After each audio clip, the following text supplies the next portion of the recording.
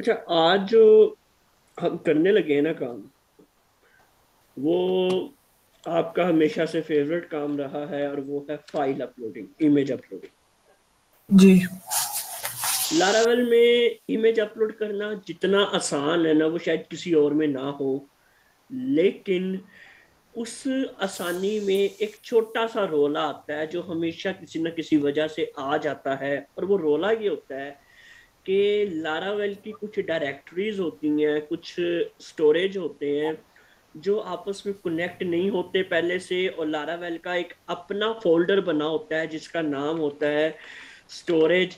और आप जो भी इमेज, जो भी फाइल अपलोड करते हो, वो डायरेक्टली इस स्टोरेज के फोल्डर में चली जाती है, जी। और वो पब्लिकली अवेलेबल नहीं होती, और उसको फिर बाद में पब्लिकली एक्सेस करने के लिए, कहीं शो करने के लिए काफी पापड़ बेलने पड़ जाते हैं। जी। तो ये कभी कभार तो जब हम लारावेल सेटअप करते हैं तो बाय डिफॉल्ट आपका सेट हो जाता है, और ये आपका एक पब्लिक का फोल्डर, जिसके बारे में सबसे पहले मैं बता चुका था कि आपने जो सीएसएस की फाइल, जो इमेज, जो जावास्क्रिप्ट की फाइल पब्लिक के फोल्डर के अंदर रखनी है, तो इसको हम स्टोरेज के फोल्डर को पब्लिक के फोल्डर के साथ कनेक्ट कर लेते हैं, जी। और इस कनेक्शन को हम कहते हैं लिंकिंग करना, लिंक करना। ठीक। खैर, इन शॉर्ट वर्ड्स, हम एक बार अपना यहाँ से कोड ओपन करते हैं पहले, तो फिर मैं आपको आगे बताता हूँ। इसका मैंने लॉगिन सिस्टम ढूंढने की कोशिश की लेकिन इतना खास मिला नहीं। लारावेल। लॉगिन सिस्टम पे आपको लेके आएंगे, एक ही बार उसका तहलका मचाएंगे, उसमें भी जी। अभी आपको खपाएंगे। जी, वो मैं सोच रहा था खुद भी चलो कोई चीज करके देखते हैं हाँ हाँ, किया करो जरूर, बल्कि अच्छी बात है, मुझे तो अच्छा लगेगा अगर आप खुद ही लॉगिन सिस्टम बना लो, क्योंकि सिर्फ 3 या 4 कमांड्स हैं जो रन करनी है। जैसे लारावेल इंस्टॉल किया वैसे ही लॉगिन चलता है, इसका बनता है। ठीक है। अच्छा जी।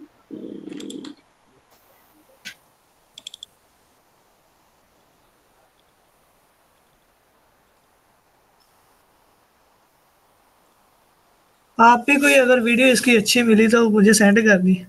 इसका पूरा एक, कह लो कि प्लेलिस्ट बनी हुई है यूट्यूब पे। अगर आप उसको लेक्चर 1 से पढ़ना शुरू करो, देखना शुरू करो, तो लारावेल आपको सारी आ जाएगी। और वो है, अगर आप ठीक। यूट्यूब पे आके लिखो लारावेल 8 ट्यूटोरियल, सिर्फ इतना लिखना है आपने, तो यहाँ पे ये एक बंदा है, कोड स्टेप बाय स्टेप इसके चैनल का नाम है, और ये बहुत अच्छे तरीके से सारा समझाता है। जी। ठीक हो। समझाता है, ये मेरे ख्याल इंग्लिश में ही है, लेकिन ये कि इसके लेक्चर्स बहुत अच्छे होते हैं, और वो हर चीज बंदे को समझ आ जाती है। हत्ता कि यहाँ पे आपको ये मॉडल्स के साथ भी समझाएगा, तो आपको मॉडल्स के साथ भी काम करना आ जाएगा। मैं आपको मॉडल्स के साथ नहीं करवा रहा, ठीक हो गया। ठीक हो। अच्छा जी।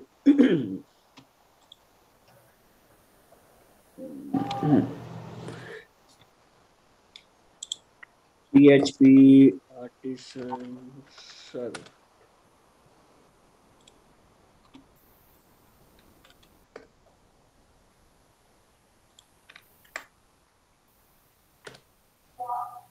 अब मेरे पास ये ऐड प्रोडक्ट का एक फॉर्म है, मैं चाहता हूँ इमेज अपलोड करना जी। प्रोडक्ट की। तो मैं, ये मेरे पास ये ऐड प्रोडक्ट का फॉर्म है। इधर मैं आता हूँ, और आके मैं क्या करता हूँ कि प्रोडक्ट इमेज इनपुट टाइप जो होगी वो फाइल होगी, और इसका मैं नाम रख देता हूँ प्रोडक्ट इमेज। और बाकी एक बार जाके इसको रिलोड करते हैं, तो यहाँ पे ये हमारे पास प्रोडक्ट इमेज सेलेक्ट करने का एक इनपुट फील्ड बन के आ गई है। जी। अब एक चीज जो हमने HTML में सीखी थी वो ये होती है कि इसके अंदर से आपने इसकी एनक्रिप्टिव टाइप जो होती है वो जी। पास करवानी होती है। उसके अलावा ये नहीं तो इमेज को जो है वो एज अ स्ट्रिंग कॉल करवा देता है। तो वो मेरे पास यहाँ पे पड़ी हुई है, मैं वही उठा लेता हूँ। अगर इंक्लूड में देखूँ, और न्यू यूनिवर्सिटी में मैंने लिखा होगा, ये लिखा, ये जो हम आमतौर पे HTML में PHP के साथ कर रहे थे ना, ये वही चीज है। ठीक है, ठीक। अच्छा, अब हम चलते हैं अपने कंट्रोलर पे। अब यहाँ से किसी ने इमेज सेलेक्ट की, इमेज का नेम हमने ले लिया प्रोडक्ट इमेज। अब किसी ने पहले कंट्रोलर में जाने से पहले मैं एक काम करता हूँ कि अपने डेटाबेस में इमेज का एक कॉलम बना लेता हूँ प्रोडक्ट के टेबल के अंदर, जहां पे हम अपनी इमेज का नाम स्टोर करवाया करेंगे। तो इसको हम ओपन करते हैं, ये मेरा प्रोडक्ट्स का टेबल है। इसके अंदर मैं स्ट्रक्चर में जाता हूँ और मैं यहाँ पे कहता हूँ कि आफ्टर आईडी, और आईडी के बाद जो है यहाँ मैं इसको कहता हूँ प्रोडक्ट इमेज, और वारचार इसको मैं कह देता हूँ, और 255, और प्रोडक्ट इमेज पूरा नहीं लिखते बल्कि IMG लिख लेते हैं। और अगर वैसे बाय डिफॉल्ट ये नल भी जा सकता है, इसको हम सेव कर लेते हैं। तो हमारे पास एक कॉलम बन गया है प्रोडक्ट IMG के नाम से। ठीक है, अब इसके अंदर जो भी इमेज अपलोड हुआ करेगी उसका नाम स्टोर करवाया करेंगे हम। अब उसका नाम स्टोर करवाने के जो तरीकेकार है वो सारा क्या होगा वो आपको मैं बताने लगा। अब जाहिर बात है, यहाँ से कोई भी सबमिट के बटन पे क्लिक करेगा। फॉर एग्जांपल मैं आया हूँ और मैंने यहाँ पे आके ऐड न्यू पे क्लिक किया है, तो ये मुझे लेके जाएगा प्रोडक्ट्स के कंट्रोलर में, जहाँ पे मैंने एक इंसर्ट प्रोडक्ट का एक फंक्शन बनाया हुआ। जी यहाँ पे अब मैंने इमेज का एक स्टोर करवाने का फंक्शन बनाना है। बहुत ही सिंपल एक लाइन का कोड है। अगर मैं आपको दिखाऊं और आपको कि PHP में तो ये बहुत ज्यादा मुश्किल था, और लारावेल में ये उससे डबल आसान है। यहाँ पे आते जी हैं और ये सिंपल सा कोड है। अच्छा,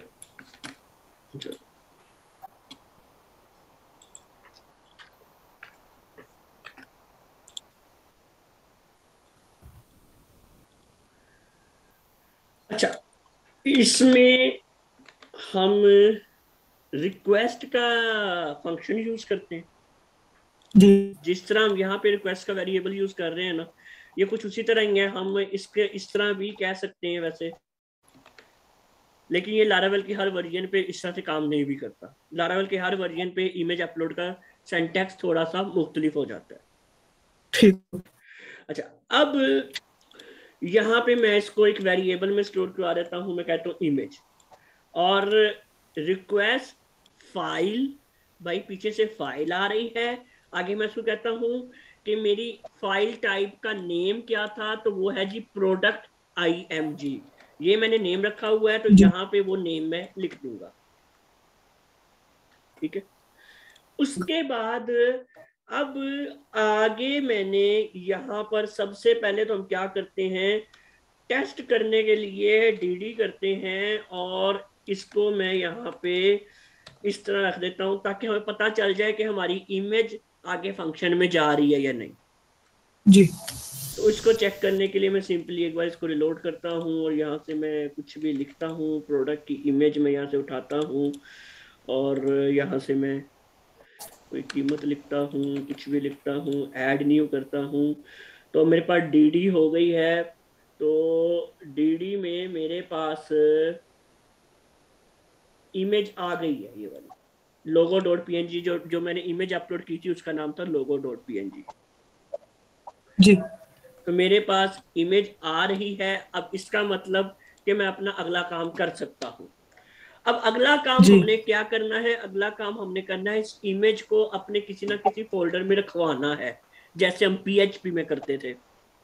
जी तो उसको हमने, पब्लिक हाँ जी बोले।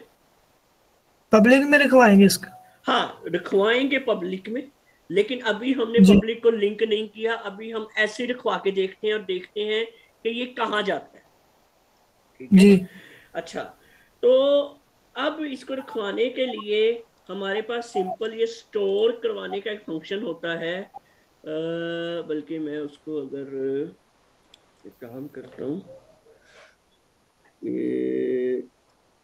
ये हमारा वेरिएबल है, इसको स्टोर करवा दो। यहाँ पे हमने अपने फोल्डर का नाम बता देना है किस फोल्डर में। जी। तो मैं कह देता हूँ प्रोडक्ट्स इमेजेस, ये मेरे फोल्डर का नाम है, इस जगह स्टोर करवा। मैंने सिंपली इसको ये बात कह दी है। ठीक हो। अब अगर मेरा फोल्डर ये हुआ पहले बाय डिफॉल्ट, तो ये इस फोल्डर में इमेज चली जाएगी। अब नो मैटर के ये फोल्डर, अभी हम इसकी बात नहीं कर रहे कि ये फोल्डर इधर ये पब्लिक का फोल्डर आ रहा है इसके अंदर बना हो, या फिर यहाँ अगर हम नीचे आए रूट के फोल्डर के नीचे एक स्टोरेज का फोल्डर बना हुआ है, इसको क्लिक करें, उसके बाद ऐप में जाए और यहाँ पे अगर पब्लिक में जाए या ऐप में देखें तो क्या यहाँ पे वो फोल्डर बना हुआ है। जी। ठीक है, तो इनमें से कहीं भी ये फोल्डर बना होगा तो ये इमेज उधर जाएगी, और अगर फोल्डर नहीं बना होगा तो जहां भी इस इमेज ने जाना है, चाहे पब्लिक में चाहे स्टोरेज में, जहां भी इसने जाना है, ये वहां पे इस नाम का एक फोल्डर क्रिएट कर लेगी। ठीक हो, खुद ही कर लेंगे। हाँ जी, खुद ही कर देगी। अभी हम क्या करते हैं कि हम ये करते हैं, मैं फिलहाल दोबारा डीडी ही करवाता हूँ, और यहाँ पे इमेज को ही डीडी करवाऊंगा मैं।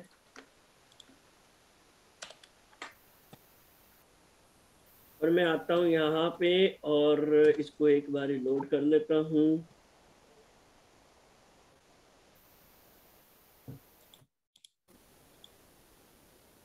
ये मेरे भी चलेगा।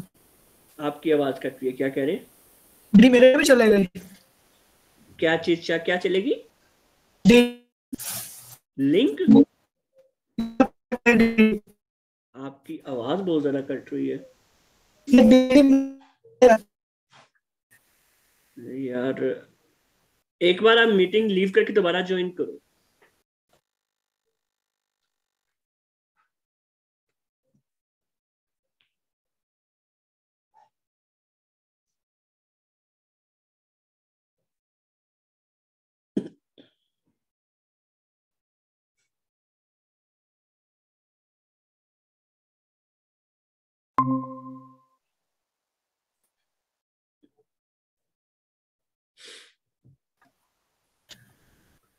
अब हाँ, ठीक है।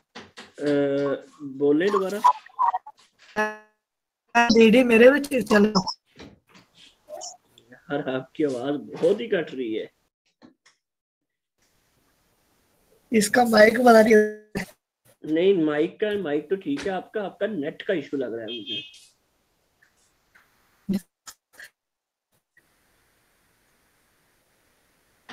अच्छा, क्या चीज पूछ रहे, क्या आपके ठीक चलेगा? डीडी। डीडी? डीडी आपके भी चलेगा, बिल्कुल चलेगा। वो उस दिन आप बता रहे थे वो अभी सिखाना आपने वो। क्या चीज?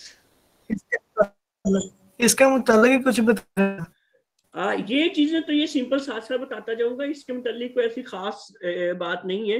डीडी आपके भी ऐसे चलेगा, किसी भी वेरिएबल को आप यहाँ पे डीडी करवा दोगे ना, तो वो आपको आउटपुट डाटा स्टोर करवाएगा नहीं, बल्कि सिर्फ आउटपुट बता देगा कि भैया आप ये डाटा आगे लेके जा रहे हैं। ठीक हो। अच्छा, अब जो है यहाँ पे हम करेंगे क्या कि हमने इस प्रोडक्ट के टेबल में स्टोर करवा देनी है इमेज। अब देखते हैं कि ये प्रोडक्ट्स इमेजेस के फोल्डर में स्टोर करवाती है या नहीं। तो यहाँ से मैं आता हूँ और मैं कुछ भी लिख देता हूँ। प्रोडक्ट इमेज जो है, मैं ये logo.png की फाइल है मेरी, मैं इसको उठाता हूँ और मैं यहाँ पे कोई कीमत लिख देता हूँ, कुछ डिस्क्रिप्शन लिख देता हूँ, कोई कैटेगरी सेलेक्ट कर देता हूँ, ऐड न्यू पे क्लिक करता हूँ। तो यहाँ पे मेरे पास इमेज आ गई है। अब ये देखना बाकी है कि क्या ये हमारे उस फोल्डर में, यानी कि प्रोडक्ट इमेजेस के फोल्डर में गई या नहीं। तो सबसे पहले हम पब्लिक के फोल्डर में देखेंगे, तो यहाँ पर वो फोल्डर नहीं बना। ठीक है, और अब हम आते हैं अपने स्टोरेज के फोल्डर में। तो यहाँ पे अगर आप देखो तो स्टोरेज के अंदर ऐप के फोल्डर के अंदर आपका ये वाला फोल्डर बन गया है और ये इमेज यहाँ पे आ गई है। जी। तो अब हम चाहते हैं कि ये जाए पब्लिक के फोल्डर के अंदर। तो इसको करने का ना अक्सर औकात हर लारावेल अपना तरीके का साथ लाता है। तो कई तरीकेकार हैं, मैं आपको हर तरीकेकार बता तो नहीं सकता, लेकिन कुछ छोटे छोटे जुगाड़ आपको बता देता हूँ। सबसे पहला काम करना होता है आपने, यहाँ पे एक कमांड रन करनी होती है, PHP artisan, PHP artisan, PHP artisan link, हमने लिंक करवाना है स्टोरेज को। PHP आर्टिसन स्टोरेज लिंक, इस कमांड को मैंने रन किया तो इसने एक फोल्डर क्रिएट कर दिया पब्लिक फोल्डर के अंदर। मैं यहाँ पे आऊं तो ये फोल्डर पब्लिक के फोल्डर के अंदर क्रिएट हो गया है, और यहाँ पे एक छोटा सा एरो बन के आ गया है जी। और ये स्टोरेज का फोल्डर अब से मेरा ये पब्लिक के फोल्डर के अंदर चला गया है। अब मैं दोबारा सेम इमेज अपलोड करता हूँ और देखते हैं कि क्या बनता है। तो मैं दोबारा इसको जो है एक बार रिफ्रेश कर लेते हैं, और कुछ भी प्रोडक्ट का नाम और इमेज हम फिलहाल सेम ही यूज कर लेते हैं। देखते हैं कि ये इमेज जाती कहाँ पे है, ऐड न्यू करते हैं। तो अब देखते हैं कि ये कहाँ पे गई। तो अभी भी ये फिलहाल उधर ही गई है, अभी ये हमारे दूसरे फोल्डर में नहीं गई जी। अब इसका जब हम नेट पे सोल्यूशन निकालने जाते हैं तो पहला सोल्यूशन आता है जी कि आपने करना ये होता है कि यहाँ पे आना है, कन्फिग में आना है। कन्फिग के फोल्डर के अंदर आपको फाइल सिस्टम का नाम मिलेगा, फाइल सिस्टम की फाइल ओपन करनी है, नीचे स्क्रॉल डाउन करना है, और यहाँ पे आके जहाँ पे लिखा हुआ है पब्लिक ड्राइवर, ये आपने पब्लिक वाले फोल्डर के अंदर आके अपनी एडजस्टमेंट सेट करनी है। वो ऐसे कहेंगे, लेकिन उसको भी बंदा करता है, फिर भी कई सारे रोले आ जाते हैं। तो इसका सबसे भी आसान तरीका होता है कि इस कमांड को रन करने के बाद आपने जब स्टोर करवाना है तो थोड़ी सी कमांड आपने अपनी लंबी कर लेनी है, और आपने इधर जो है ये बता देना है कि डिस्क पब्लिक, जी। इसको सिर्फ इतना बता देना है कि भैया पब्लिक में जाना और कहीं रास्ते में ना चले जाना।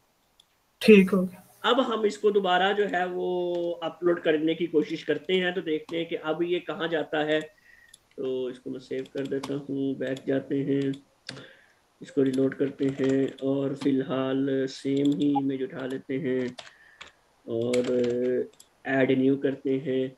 इमेज चली गई है, अब हम देखते हैं कि इमेज गई कहाँ पे है। तो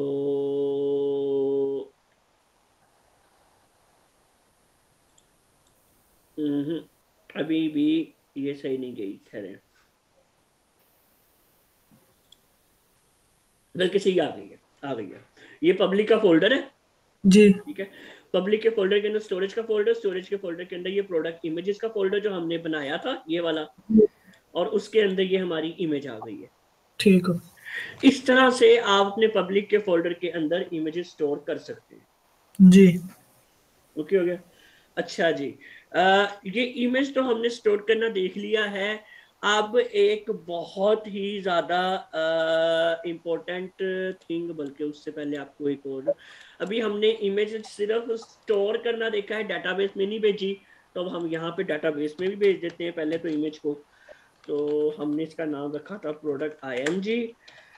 अब डाटाबेस में हमने भेजना है इमेज का नाम, जी।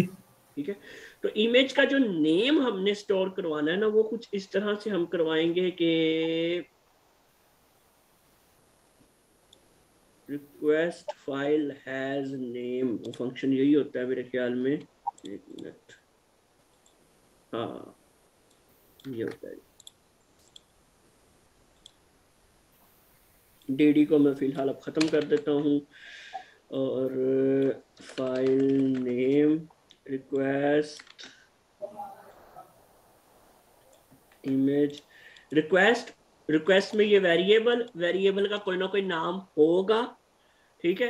वो जी। इस वेरिएबल में स्टोर करवा लो। ठीक हो। हमने क्योंकि डेटाबेस के अंदर फाइल का नाम स्टोर करवाना होता है, जी।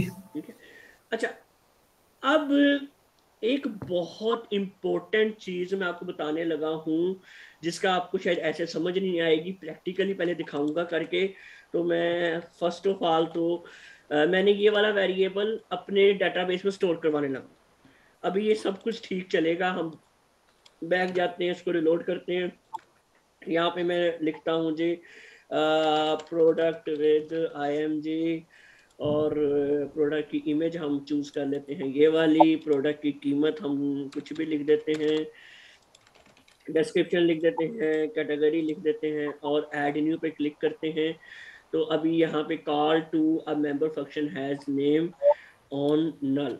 तो फिलहाल हमारे पास ये नल आया है क्योंकि वो नहीं करवाते इसका। हाँ जी, ठीक हो गया, ठीक, वो पता चला।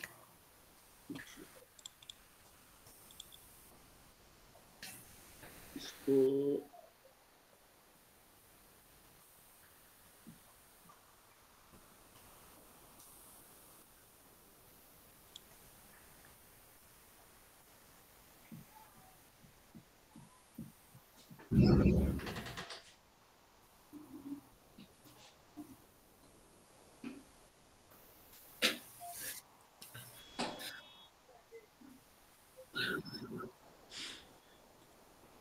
अच्छा जी, इसको अगर हम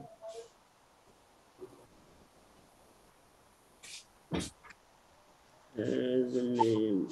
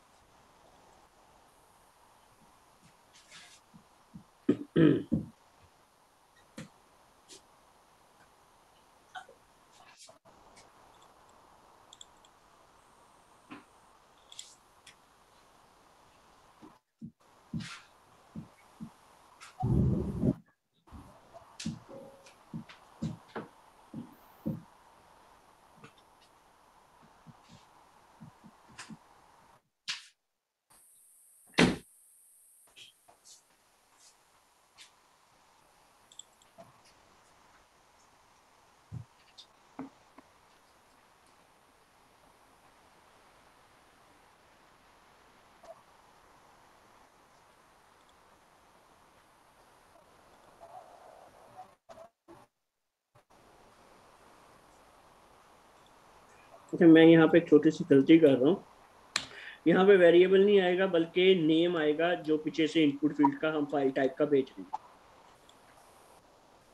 अब आगे हमने हैश नेम कर दिया। अब हैश नेम जी से क्या हुआ कि एक तो उसको नाम मिल गया, और दूसरा उसने क्या किया कि नाम को एनक्रिप्ट कर दिया। एनक्रिप्ट से मुराद कि उसने नाम को घुमा फिरा के कुछ और ही बना दिया, ताकि सेम नाम की दो फाइलें ना आ सके कभी भी। जी ठीक हो गया। अच्छा, उसके बाद अब हमने यहाँ से इसको करना ये है कि इसको हम डेटाबेस में स्टोर करने की कोशिश करते हैं। तो ऐड न्यू करते हैं। तो अब ये चली गई है, और मैं यहाँ पे आता हूँ अपने लोकल होस्ट पे। प्रोडक्ट्स के टेबल में मैं देखता हूँ प्रोडक्ट विद इमेज, ये मेरी है और ये मेरी इमेज आ गई है, जी ठीक हो। डेटाबेस में आ गई। अच्छा, अब एक बहुत बड़ा एरर जो आपको देखने को मिल सकता है, फॉर एग्जांपल फिलहाल आपके पास प्रोडक्ट इमेज नहीं है, आप नहीं लगाना चाहते हो, आप सिंपली यहाँ पे प्रोडक्ट विदाउट IMG कर देते हो, कुछ कीमत लिख देते हो, डिस्क्रिप्शन लिख देते हो, और इस तरह ऐड न्यू कर देते हो। तो आपको ये कहेगा कि नल फंक्शन चल रहा है आपके स्टोर के ऊपर, जी कि जिसको आप इमेज को स्टोर करवा रहे हो उसके अंदर तो आपने कुछ भी नहीं भेजा मुझे। जी तो इस चीज को टैकल करने के लिए, क्योंकि जरूरी नहीं है कि आप हर बार इमेज भेजो, तो इसको टैकल करने के लिए जो बहुत बेहतरीन तरीकेकार होता है ऊप के मुताबिक, वो ये होता है कि आपने यहाँ पे आना है, इफ लिखना है। इफ लिख के आपने कहना उसको ये है कि रिक्वेस्ट, इफ रिक्वेस्ट, और आगे आपने लिखना है प्रोडक्ट इमेज जो मेरा नेम है पीछे से इनपुट फील्ड का, is not equal to empty. अगर ये एम्प्टी नहीं है तो ये नाम सेट करो, तो डेटाबेस वगैरह में सब कुछ, मतलब तब ही आप जो है इसको स्टोरेज में स्टोर भी करवाओ। एल्स नहीं तो जो मेरा फाइल नेम होगा इसको आप एम्प्टी भेज दो, तो जी डेटाबेस में कुछ भी नहीं जाएगा, फिर एम्प्टी जाएगा। ठीक है, क्योंकि अगर मैं ये एल्स ना लगाता, ये वाला मसला तो मेरा हल हो जाता कि नल फंक्शन पे स्टोर वो चलता ही ना, सिर्फ तब ही चलता है जब इमेज आती। लेकिन मसला ये आ जाता कि फिर मेरा ये जो फाइल नेम का वेरिएबल है जिसको मैं यहाँ पे डेटाबेस की अरे में कॉल करवा रहा हूँ, ये तो फिर चलेगा ही नहीं। ये जी तो वो इफ ही नहीं चली ना वेरिएबल चला, यहाँ पे आके एरर दे देगा, कहेगा भाई ये कौन है। तो ठीक है। इसको हमने फिर एल्स में कह दिया कि नहीं तो अगर ये ऊपर वाली इफ ना चली, अगर उसने कोई इमेज ना भेजी, तो आप सिंपली इसकी जो इमेज है इसको आप एक एम्प्टी नाम में भेज दो। जी कुछ ना कुछ इनिशियलाइज हमने करवा दिया उसको ताकि एरर ना आए।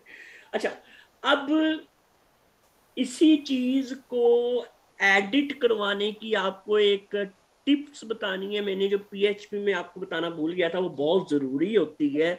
मैं कंप्लीटली एडिट नहीं करवाऊंगा, लेकिन ये कि ये काफी लोग इस चीज पे गलती करते हैं एडिट करवाते वक्त। अभी क्योंकि मैं कोड देख रहा था, वो बहुत एक प्रोफेशनल बंदे ने कोड किया हुआ था, सुनने में मेरे ये आया, लेकिन बाद में पता चला कि उसकी एडिट करते वक्त इमेजेस उड़ जाती थी।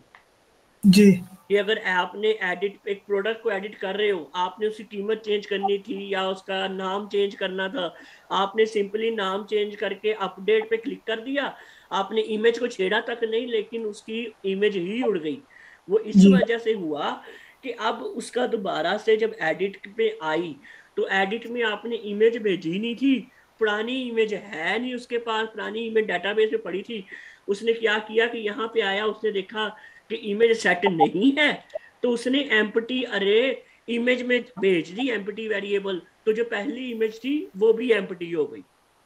जी ठीक है, तो मुझे पता है ये मैंने जो बात की आपके थोड़े से सर के ऊपर से गुजरी होगी, लेकिन आप जब इसको प्रैक्टिकली देखोगे तो आपको ज्यादा समझ आएगी। अभी मैं एक छोटा सा इसका आपको सिर्फ डेमो दूंगा और उसके बाद हम क्लास को वाइंड अप करते हैं। वो ये है, अभी मैं आता हूँ यहाँ पे अपने एडिट के पेज पे। अब फॉर एग्जांपल मैं यहाँ पे वापस आता हूँ और एडिट प्रोडक्ट में जाता हूँ। मेरी ये प्रोडक्ट आईडी है जी 8, तो मैं 8 को ही एडिट करता हूँ।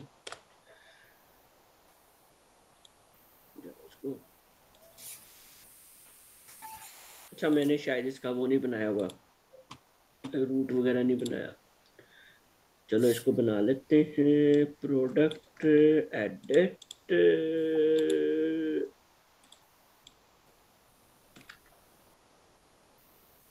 ओके, चल रहा है।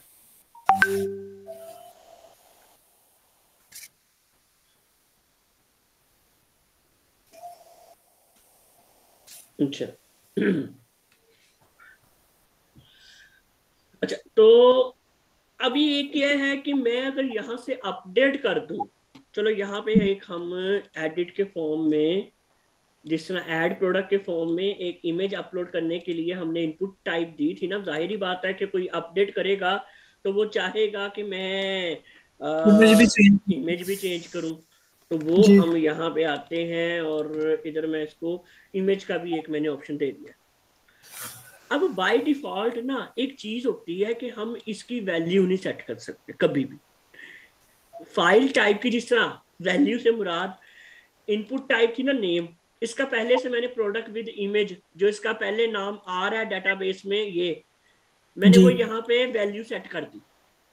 जी इसी तरह जो इसकी प्राइस है ना, वो पहले यहाँ पे 12,300 आ रही थी, वो यहाँ पे 12,300 आ रही है, वो भी सेट कर दी। जी इसी तरह डिस्क्रिप्शन, इसी तरह कैटेगरी भी हमने सेट कर दी। जी सब कुछ हमारा सेट है, लेकिन हम ये जो फाइल टाइप होता है ना, इनपुट टाइप फाइल, उसमें सेट नहीं कर पाते। जी उसमें ये ऑप्शन नहीं होता कि वहां पे हम वैल्यू का एट्रीब्यूट लिखें। फॉर एग्जांपल मैं यहाँ पे आऊं और यहाँ पे मैं लिखूं वैल्यू, और इसके अंदर आके मैं इसके डेटाबेस से इसकी जो इधर आके मैं लिखूं जी प्रोडक्ट IMG और इसको मैं सेव करके रिलोड करूं तो यहाँ पे वैल्यू आ जाए, ऐसा नहीं होता। जी अभी भी देखिए वो कह रहा है नो फाइल चूजन, अभी तक कोई फाइल चूज नहीं हुई। ठीक। तो अब इसको टैकल करने का तरीकेकार क्या होता है? बहुत से लोग बहुत बड़े बड़े मशवरे देते हैं। खैर, सिंपल सा इसका तरीकेकार है। पहला तरीकेकार तो जाहिरी बात, पहली बात तो ये कि आपने बंदे को शो करवानी है कि उसने पहली इमेज सिलेक्ट कौन सी की हुई है। ठीक जी है, दैट्स इंपॉर्टेंट थिंग। तो उसके लिए हम क्या करेंगे, यहाँ पे आएंगे तो एक इमेज शो करवा देंगे। इमेज शो करवाने का टैग वही होता है जो हमने आज तक पढ़ते आए हैं। इसके अंदर अब हमने करना है, यहाँ पे मैं लिखूंगा स्टोरेज। फोल्डर का नाम लिखा मैंने, जो मेरा फोल्डर का नाम है, अगर मैं यहाँ पे आऊं स्टोरेज, स्टोरेज के अंदर मेरे फोल्डर का नाम है प्रोडक्ट्स इमेजेस। प्रोडक्ट्स इमेजेस, इसके अंदर मेरी इमेज का नाम आएगा, तो वो मैंने लिख देना है ये। ठीक है, अब जी मैं इसको रिलोड करूं अगर, तो ये मेरी इमेज यहाँ पे आई है और वो लोड नहीं हुई। उसको हम देख लेते हैं क्यों नहीं हुई है। अच्छा, इसके बैक स्लैश एक आएगी। अभी दोबारा इसको रिलोड करते हैं। अब ये इमेज यहाँ पे आ गई है जो मैंने अपलोड की थी। जी इसको मैं विथ WIDTH विथ कहता हूँ 250, और हाइट इसको मैं कह देता हूँ ऑटो। और इसको हम रिलोड करें, रिलोड करें तो ये कुछ इस तरह आ जाएगा हमारे पास। और हम यहाँ पे ब्रेक का टैग लगाएंगे। इसको रिलोड करते हैं एक बार। हो, ब्रेक का टैग वाला जगह लगा दिया मैंने।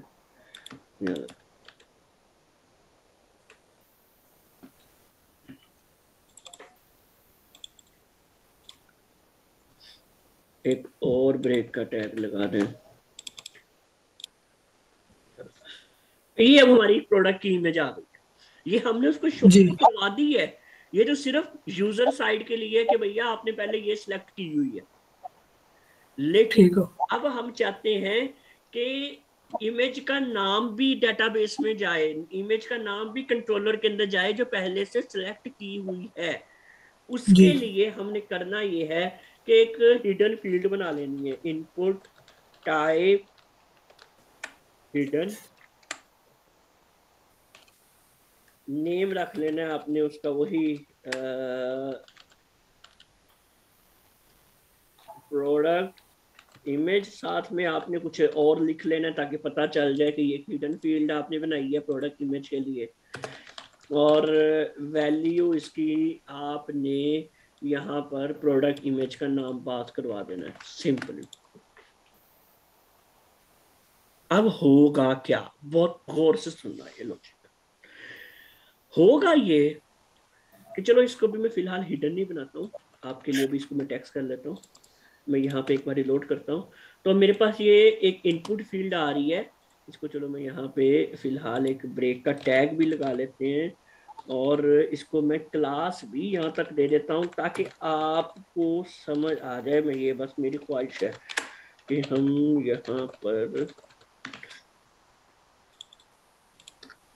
चलो अभी यहाँ पे एक इनपुट टाइप हमने बना लिया।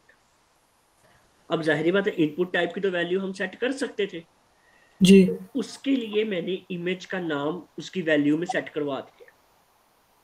अब होगा क्या, होगा ये, अगर हम यहां से चूज फाइल नहीं करते, फॉर एग्जाम्पल हमने चूज फाइल नहीं किया, हमने आके अपडेट पे क्लिक कर दिया, तो हमने वहां पर कंडीशन लगानी है कि चूज फाइल सेट नहीं है, तो डेटाबेस में क्या जाएगा आप बताओ।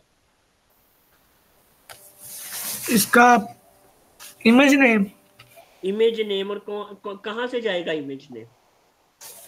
एक बार क्वेश्चन पूछना। मतलब अगर मैंने यहाँ से मैंने प्रोडक्ट अपडेट करना था, मैंने नेम अपडेट कर दिया, लेकिन मैंने प्रोडक्ट अब इमेज जो है वो अपडेट नहीं करनी थी, और मैं जी चाहूंगा कि पुरानी इमेज ही मेरी डेटाबेस में रहे, और मैं अपडेट पे क्लिक कर दूंगा, तो फिर कैसे होगा, पुरानी इमेज कैसे अपडेट नहीं होगी और पुराने वाली ही रहेगी।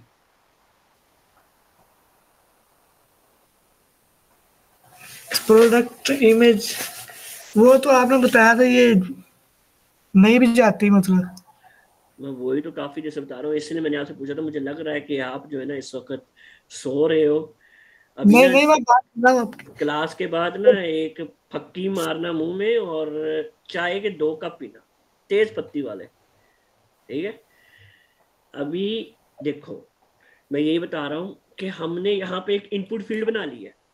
जी इनपुट फील्ड बनाने का मकसद ही ये है कि हम यहां से कंट्रोलर के अंदर इमेज का नाम लेकर जा सके। जी अब अगर उसने प्रोडक्ट इमेज चूज नहीं की, हम जाके कंडीशन लगाते हैं, जिस तरह हमने अभी यहाँ पे कंडीशन लगाई कंट्रोलर में कि भैया अगर रिक्वेस्ट इमेज एम्प्टी नहीं है तो आप इसको स्टोर करवाना। जी अगर वो एम्प्टी है यानी कि उसने इमेज सेलेक्ट ही नहीं की, और लेकिन वो अपडेट कर रहा है और हम चाहते हैं कि उसने पहले जो इमेज सेलेक्ट की हुई है वो ही रहे उसके डेटाबेस में, तो इसके एल्स में जहां पे अभी हम एम्प्टी नेम भेज रहे हैं, हमने सिंपली ये करना है कि ये जो हमने हिडन फील्ड बनाई होगी, इसके नेम की वैल्यू, इसके नेम का डाटा इसके अंदर स्टोर करवा दे। स्टोर हो जाए। जी इससे होगा ये कि इमेज फाइल अपडेट तो करेगा, इमेज का नाम अपडेट तो करेगा, फाइल तो नहीं करेगा लेकिन नाम अपडेट तो करेगा, जी लेकिन नाम वो ही अपडेट कर देगा जो पहले था।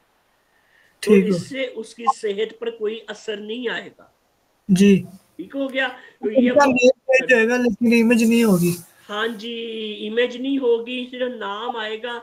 और अगर हम इसको यहाँ पे, मैं ये अब एडिट का फंक्शन हमारा अभी फिलहाल नहीं है, चलो मैं यहाँ से एक फंक्शन ऐसे ही इसको कॉपी करता हूँ और मैं यहाँ पे आता हूँ, मैं इसको कहता हूँ एडिट प्रोडक्ट, और मैं यहाँ पे आके सिंपली इसको कहता हूँ कि अगर प्रोडक्ट इमेज, और यहाँ पे हमारी पीछे से एक और अब इनपुट फील्ड आ रही है जिसका नाम है प्रोडक्ट इमेज टेक्स्ट, जो कि जी हमारी हिडन फील्ड हुआ करेगी। इसको मैं हिडन फील्ड का नाम दे देता हूँ।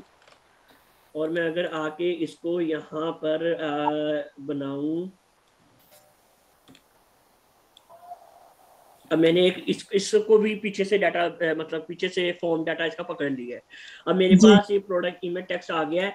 अब होगा ये कि उसने देखा प्रोडक्ट इमेज सेलेक्ट नहीं हुई, ठीक है, तो एल्स पार्ट पे आ जाओ और एल्स में आके फाइल नेम के अंदर आपने ये वेरिएबल भेज देना है जी जो हमारा ये पुरानी इमेज का नाम था। ठीक हो। अब होगा ये कि फाइल नेम हमारा ये डेटाबेस में भी जा रहा है, तो जी अगर तो उसने इमेज सेलेक्ट नहीं की तो पुराना चला जाएगा, अगर सेलेक्ट किया तो नया वाला चला जाएगा। ठीक हो। ये कॉन्सेप्ट समझ आ गया? जी आ गया। ठीक है।